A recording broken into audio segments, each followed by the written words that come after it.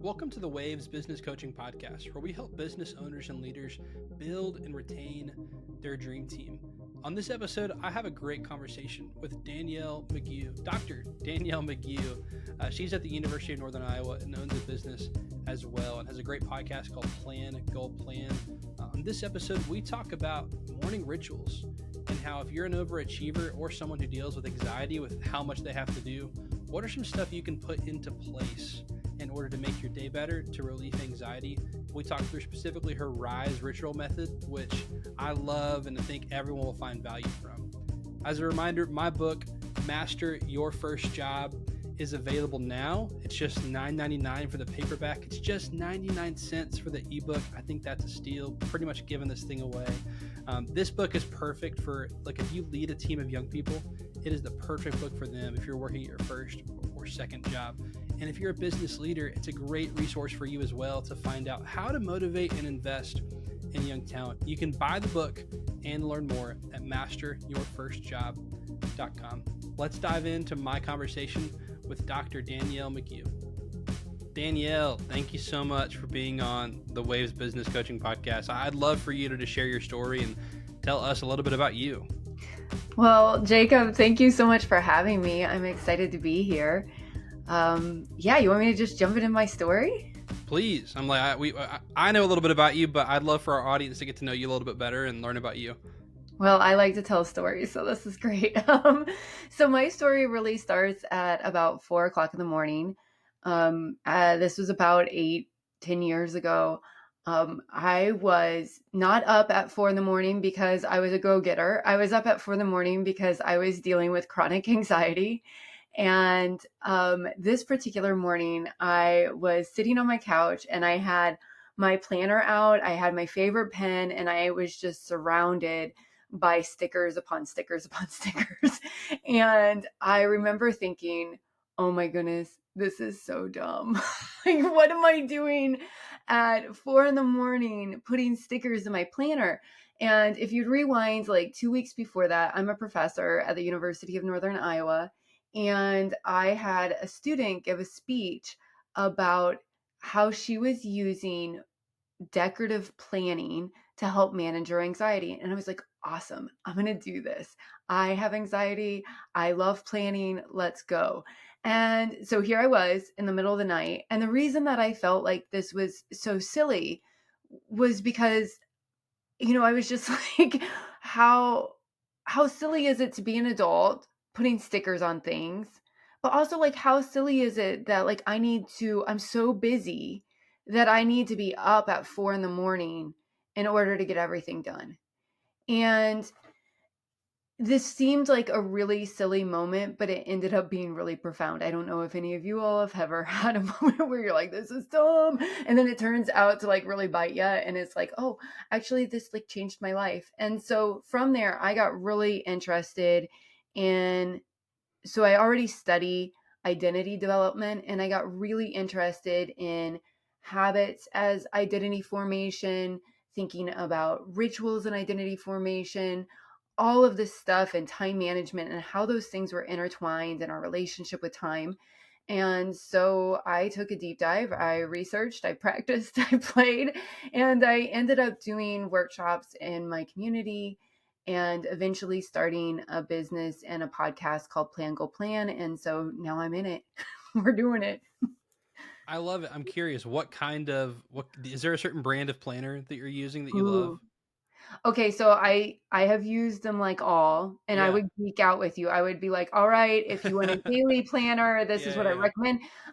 I feel like some people can match people for relationships. I can match you to your perfect planner. That's amazing. What I'm currently using is the Golden Coil, which is one of my absolute favorites because it has the juiciest paper. It's like a little toothy, but not too much. Okay. And you can customize it. It is kind of expensive as far as planners go, but you can customize it. You can choose your own cover. You can choose what sort of formats you want in the inside, and it's absolutely beautiful and fun to write in. My mom and sister have the Happy Planner.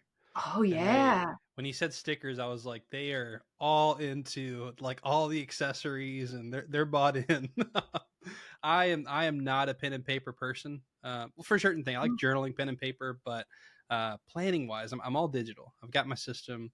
I love it. What do you But use? What do you use? I want to hear about it. I mean, I use ClickUp, so I mean, not no free ads, but a daily task manager that I can use to project manage for work, and then also my personal stuff. I'll do some stuff pen and paper that's like a journal entry. I do pen and paper. I think there's something therapeutic about writing things down. Um, I had a. I'm going to go off on a tangent here. I had a teacher in fifth grade named Miss Carol, and our homework every day was to rewrite the notes we took in class. And I Go, thought it Miss was so Carol. silly. I thought it was so dumb. And now I look back and I'm like, yeah, we're hearing it in class. We're taking notes, like the exact notes she told us to write down. And then for homework, we're having to reread it and rewrite it down. And we like our test scores were awesome. Like everybody performed well in her class. She had like some of the highest scores like in the whole school. And now I know there's something therapeutic in science. You're the educator. I'm like, but I know there's some science behind me writing something down and then doing it. Like, what just works. It works. I know it works. And so for certain things, I do love pen and paper. And it goes back to my fifth grade science teacher. There you go. Well, I've been so excited because I've been wanting to try ClickUp, and I am definitely an analog girl, right? Like Yeah. I like my pen and paper, but I do manage my appointments with just plain old, Google. Really. And so I do my appointments on Google. I rewrite them down. So There go you Miss go. Carol. And as I'm planning my week, and then I keep my task management is all pen and paper as well as Okay. my reflections. So yeah, so I kind of am hybrid that Little way. mix. I love it. Mhm. I'm sure we could talk for an hour on planners and task managers, and which I could geek out on. But you've developed some strategies that you say can save 5 hours a week, spending just 15 minutes a day. Can you walk us through some of these strategies, especially in how you've tailored them to really demanding schedules like yours and being up at 4 in the morning because you were so busy? Yeah, I actually think the story that you were talking about with your teacher, Mrs. Carroll, asking you to rewrite things down in busy culture, it's so common for us to see repetition, for example, as a waste of time. Yep, And me. so, yes. And so, if we're going to save time, I think actually one of the things that we need to do is change our relationship with time and create practices and rituals around how we think about time so that we can be really intentional. So, something like me writing down my appointments that are already on my Google Calendar again into my calendar might seem like, oh, but I'm too busy to do that. But it's actually those sorts of steps where you have a clear understanding of what your schedule is and what you need to do is so helpful in terms of actually saving time. So a lot of the places where we might lose time, so to speak, is actually in a transition from one task to the next.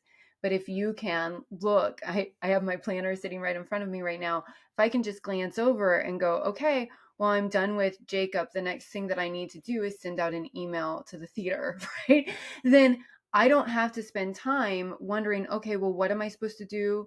I've already done that and it's one and done. So some of it is just first, let's set up some practices that we do routinely to help us think about our time and how we're spending them. And then some of it is coming up with maybe you've heard of delete, delegate, and automate, right? But how do we get really thoughtful about what it is that we delete? Yeah, So, just like decluttering our homes or something like that, getting really thoughtful about what you let in first. So it's not just, how do I get rid of all this stuff now? How do we get thoughtful about what we let in? So, what do we say no to from the I get love that. go? Yeah. And so I kind of work people through a delete, delegate, and automate process that I think is also delightful, that is centered in what delights us. Because one thing that I did learn at 4 o'clock in the morning, putting stickers on my planner, is that if you can also create practices around time management that are flippin' delightful, that it takes something that feels like another chore, another thing that you have to Yeah. manage, and it turns it into this thing that feels like me time, that feels like self-care, that could even be fun or a hobby, like your sisters in Happy Planner. That's right. No, I have a client right now that I'm walking through. I think you and I have talked about it, but Here on a Mission is a framework that I teach and that Donald Miller walks through. And he talks about there's a dopamine hit whenever you check something off. Like it's small, but it is there's a little bit of energy that's released whenever you complete a task. And so having something that you can scratch off physically, or I like clicking my little complete button and watching it disappear off my task list. There's dopamine there. And something else you mentioned that I love is the delete. You said delete, delegate, automate. And something I implemented a couple years ago that I think has been the most impactful thing is the deletion. It's the learning that everything you say no to is saying yes to something else, and that those filters. And I like your example of decluttering your house starts with what you say no to letting into the house to begin with. Like if it's not getting in, you're not going to have to declutter it later. Um, what kind of impact have you seen on people's lives implementing the stuff you're talking about and walking through it, this deletion, automation, delegation? So, one, just like you mentioned, I really do think that many of these processes don't have to take very long. We're Yeah, talking like 15 minutes a day. And when you do that over time, it compounds. And before you know it, you are saving about 5 hours a week. Well, what that opens up is room and space for all sorts of amazing goals. So it could be like, I want to start exercising regularly. And before, you didn't have time to exercise. And maybe it is, oh, I can go to the park with my kids, and while I'm there, I can be 100% present because I have already kind of closed the loop on things at work. So it's not running through my brain, or I know where it is scheduled on my calendar now. So I don't have to worry about it. And so, one, I think it really can save you time so that then you can spend time on the things that bring you joy or that's right. help really facilitate your entire well being. And then I think that the other thing is, I've really seen my clients improve their confidence levels, because what happens is you know exactly what you can say yes to and what you have time for and the capacity for, and you all of a sudden feel like, oh, I'm not just rushing through tasks, but I can actually do deep thinking, good work on them, and feel good about the things that then I'm delivering on at work and at home, right? And so I think that building up confidence that, hey, I made a plan and I followed through on it. And that is really confidence building. And then I think that the other thing that I've really noticed is that my clients have been able to form deeper relationships with the people that they love when they're not constantly worried about managing their time. Hmm. So there's actually a really interesting study. I think it's called like the Good Samaritan study, Okay. and it was done with seminary students where they had just taught them about the Good Samaritan, and then they brought them in and they had them journal about their day. And one group just journaled about their day. The other group was prompted to write about how busy their day was. Hmm. And afterwards, they had like planted a man who was standing there coughing or something like that, who was clearly in need of help, to see who actually stopped and helped them. And the people that had wrote about how busy they were less likely to stop and help than the people that had just like thought about their day. And so there's actually like research that shows that when we're Yeah. thinking about how busy and how limited our time is, that we're actually less likely to connect and help others. And many of us are, very service oriented and we want Yeah. to help others. And so actually by carving out 15 minutes to be thoughtful about your day, you can actually then save yourself not only time, but you can put yourself in a mindset where you're open to seeing what other people's needs are and tending to others people's needs as well. One of the best books I've ever read is called The Ruthless Elimination of Hurry by John Mark Comer. Are you familiar with it? I haven't read it, but I have heard of it. So it's a faith-based book, but I think the principles in it are applicable to anybody because it's very science-backed and like based, and his whole concept is just that we live in especially in a 21st century like culture that is extremely hurried, especially in the West and like especially in the United States. And like I think for someone like me, I can look at a schedule and be obsessed with like I need to milk every minute out of every day. And like, yes, I'm going to save 5 hours a week, but I'm going to find something to fill those 5 hours so that I can continue to be productive. But the book really helped me think about like how can I add more rest into my life and saying no to stuff in order to create that, and how much more productive I can be whenever I add silence to my day. And something I heard from John Acuff recently is he talked about like he said, "How many of you have like your best ideas in the shower?" And I Yes. was like, "Oh my gosh, all the time! I will like get out of the shower and run to my whiteboard and write something down because I'm like, I can't forget this. I just had this idea." And he's like, "It's because it's one of the few moments in the day where you actually have silence and you give your brain a few minutes to just be and like be creative and just like think about what could be." And so I've tried to add a lot more rest and I guess breaks and quietness in my life so that I can give my brain time to just exist and think freely. For people who are overachievers like me, you've developed something called the Rise Ritual Method. Can you share what it is and what it's about and how it helps? Absolutely. So, I want to go back really quickly Yeah. because I nerd out about books too. Yep. And two other books that I think do a phenomenal job of helping us also reframe what we think is productive.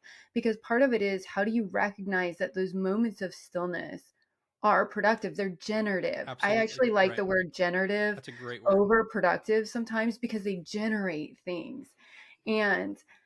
And so, one is Emily P. Freeman has a book called The Next Right Thing. And in it, Okay. she talks about the role of using stillness as a way to help you with decision making and discernment.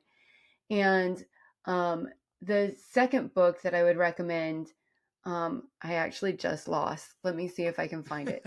But the purpose is to really think about, how do we reshape what we consider productive. Mm, And so the Rise Ritual Method is about strategically, intentionally carving out moments of stillness in our lives. there you go. And so the reason that it's a ritual and not just part of your morning routine. So routines are especially morning routines are the hot stuff, right? So I have a graduate minor in anthropology, and I've always been really interested in the role of ritual in creating culture and community. And what's interesting and different about rituals versus routines is routines are meant to eventually become habituated Okay. or unconscious. So that's great because we have a lot going on That's every right. once in a while. Like, I always joke that like when I do the dishes, I don't really need to be that mindful. I am happy to unconsciously do the dishes. That's right. Just get Brain it off. done. Just, yep. Right.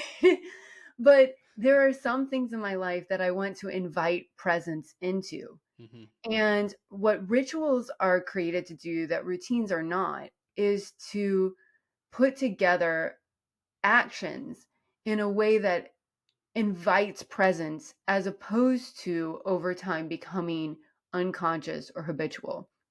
And so the Rise Ritual Method is a way to carve out like 15 minutes. When I work people through it, it really should transform you from one state to another. So, what's the state that you're beginning in, and what's the state that you want to end in? And then, how do you decide what happens in between so that it helps move you through a transformation Hmm. that you are present for? And so, the RISE actually does stand for reflection, intentional planning, sensory activation, and embodying the story. And so you Okay. start with a little bit of reflecting, then you do some intentional planning. As you do this, you want to make sure that you have some way that you activate your senses.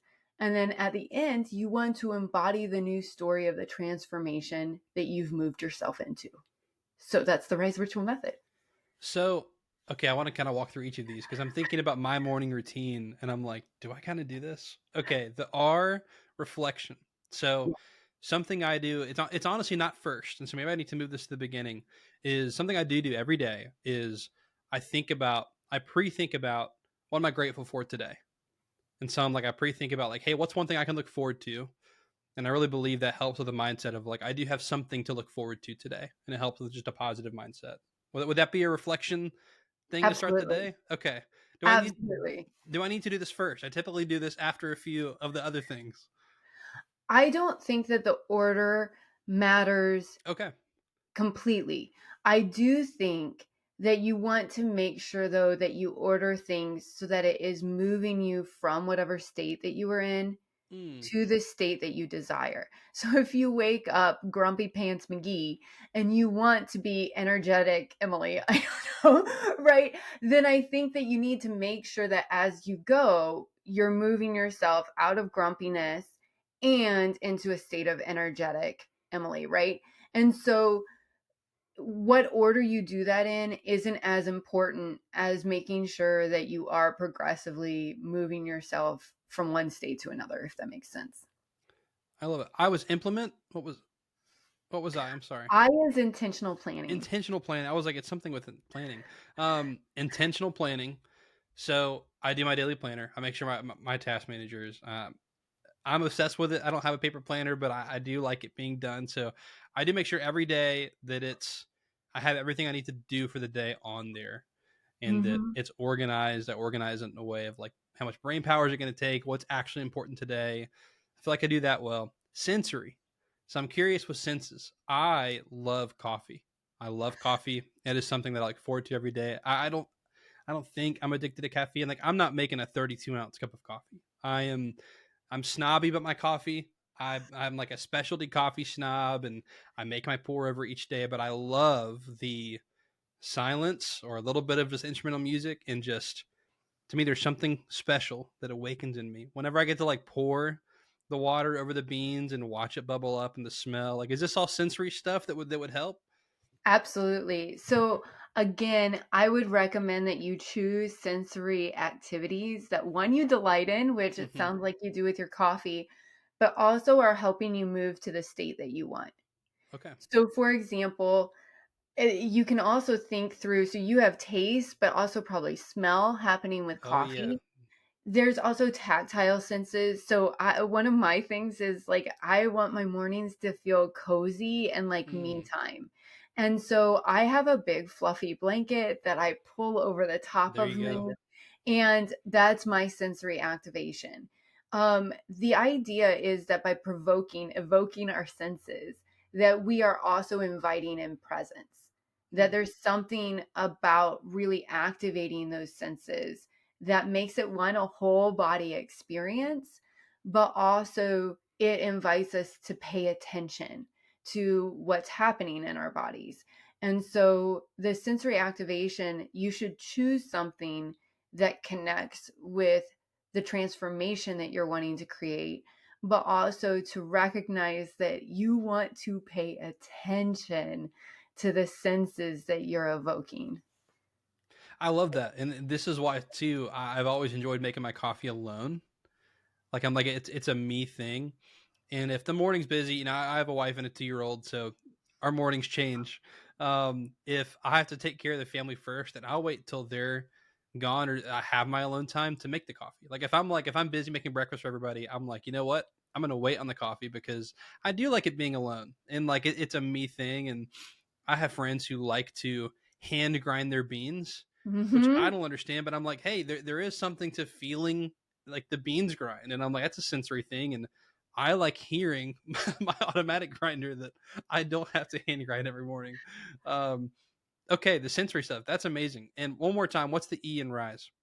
So the E is embody the story. And so this is about you really working to make sure that the transformation becomes one that you embody the rest of the day. Hmm, So this might be something as simple as really thinking through, how am I going to live all of the things that I've reflected on this morning and that I've planned. So this isn't just our to do goals, it's our to be goals. hmm. How do I want to be today? And how do I take just a moment to envision that so that I can fully embody the story that I've been thinking about Love it. in my Rise ritual practice this morning?